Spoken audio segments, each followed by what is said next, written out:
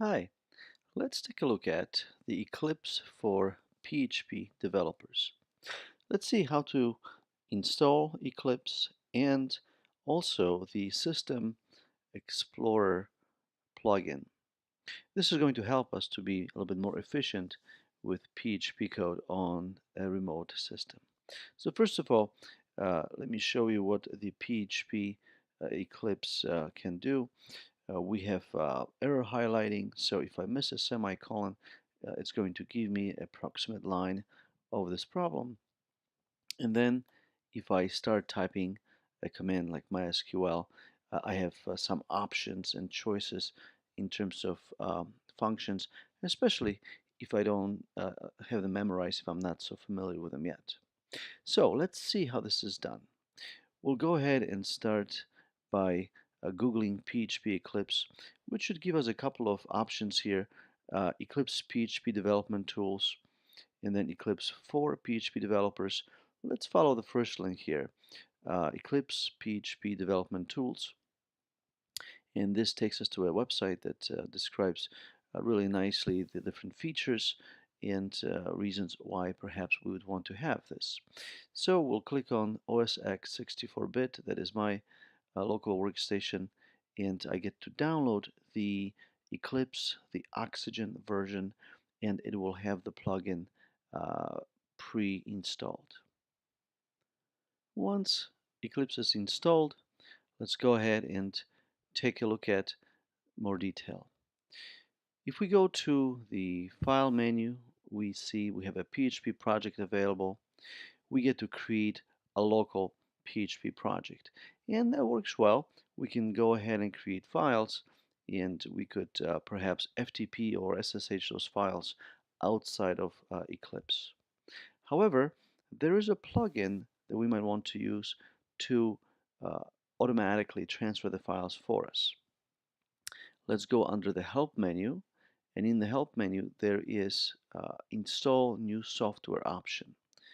We'll go ahead and click on this, and what we want to do is we want to look for um, Remote System Explorer. Now you could select all available sites and this will do fine. I'm going to go into the Oxygen URL, that way my search will be a little quicker.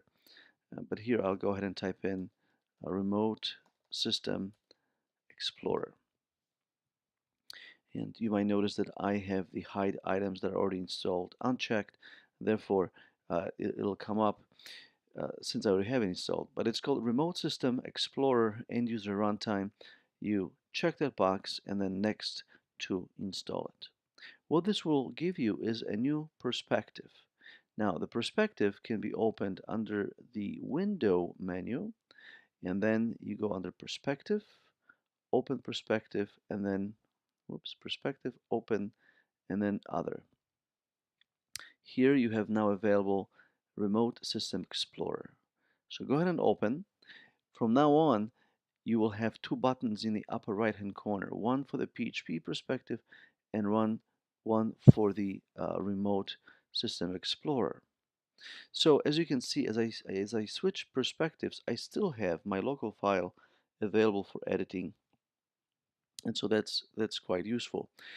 Let's go ahead and now review this Remote Systems Explorer perspective. I could browse into my local system. I'll be able to see all my local directories. However, I also have the opportunity to create a new connection. So upon right-clicking on this panel, I can go to New Connection, and let's use SSH only.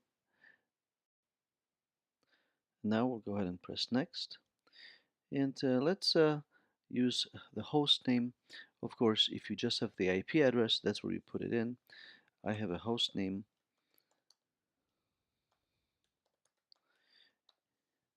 and we'll go ahead and press Next. Here we can preview some values for the SSH connection. Let's press Next, and then let's finish. Now at this point my connection is not going to work because we use a custom port.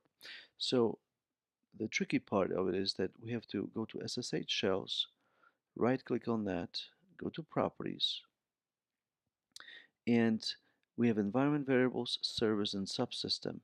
In Subsystem, we're going to modify our port.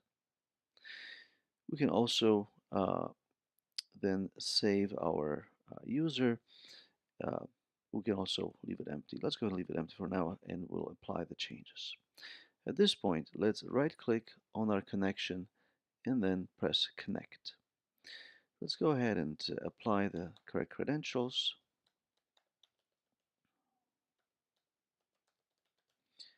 and press OK. So let's go ahead and open our directories. Here we can see the home directory for the student user, and we'll go to htdocs. Let's go ahead and perhaps create a new file, maybe in the temp directory. So I can right click, go to new file. This is going to let me create a name. So let's create test.php, press finish, and this is automatically now creating a file on the remote server. And as I start to edit the file, I have nice line completion. We'll go ahead and do something as simple as hello world. And so let's save the file. Let's now go ahead and re-navigate to the browser, and I have my URL. Let's press refresh, and you can see that my code is executing. So at this point, I am saving files automatically to the remote server through the Remote System Explorer plugin.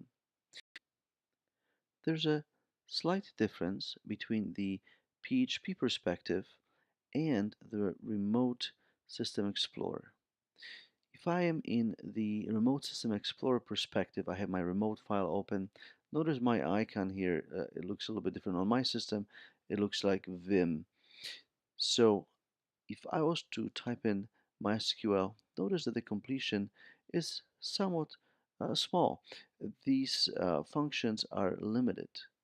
If I am going uh, to go back to my PHP perspective and type in MySQL, notice the variety of functions available.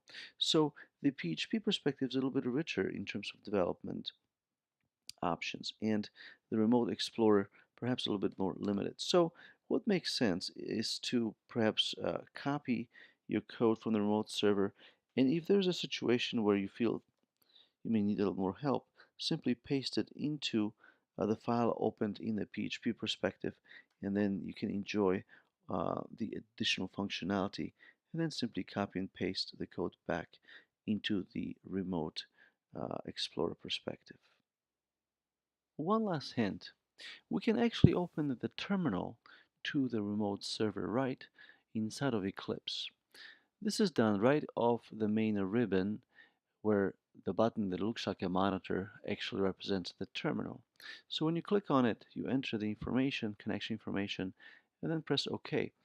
And so conveniently, Eclipse will place the terminal window right alongside with other development tools. So we could, of course, issue MySQL statement here and then manipulate tables and do any necessary work like restarting Apache server and modifying configuration to it. Well, I hope you found that useful, and of course, Eclipse is an excellent development tool, and I encourage you to give it a try. Thank you.